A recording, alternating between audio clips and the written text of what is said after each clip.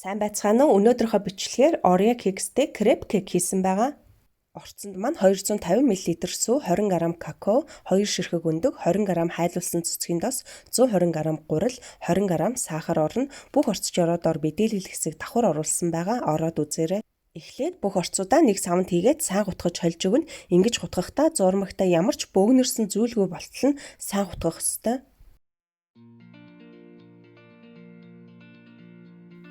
Ингээд зурмаг маань ийм болсон байна. Одоо урьдчилж чалаасан хайруулын тавга баг зэрэг тослоод зурмагнаасаа хийгээд ингээд жигэд тараагаад плетгийнхаа дундад чимдэр хоёр талаар нь болгоно. Би нэгээс өсвөрсөл халдаг плетгний дөрөв дээр нь болгосон байгаа. Эхлээд зурмага хийгээд ойролцоогоор 1 минут болгоод нөгөө талаар нь ойролцоогоор 30 секунд болгоход болно. Зурмага хоолны жижиг шангаар хэмжиж хийсэн байгаа. Мөн хэрэгэлсэн хайруулын тавга маань ойролцоогоор 18 см хэмжээтэй байгаа. Ингээд хоёр талаасаа ингэж харагдана. Одоо гаргаад хөргөө тавьчихна. Яг ийм дараалалаар үлдэгдэл бүх зурмгаа болгоно. Хэрвээ наалддаггүй хайруулын тавгтай бол заавал тослох шаардлагагүй.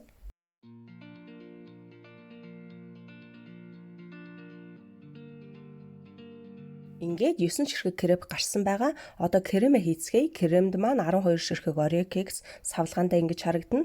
300 мл сүн крем буюу whipping крем, 10 г ванилийн сахар орно. Эхлээд Oreo кексээ ингээд цагаанаас нь салгаад өгнө. Салгасан кексээ ууданд хийгээд элдүүрээр жижиглэнэ.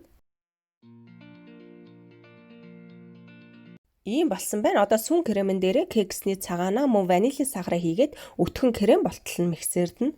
Ингээд крем маань бэлэн боллоо. Одоо крепэн дээрээ кремээ нэмгэн жигэд түрхээд Oreo кекснээсээ баг зэргийг жигэд тараагаад өгнө.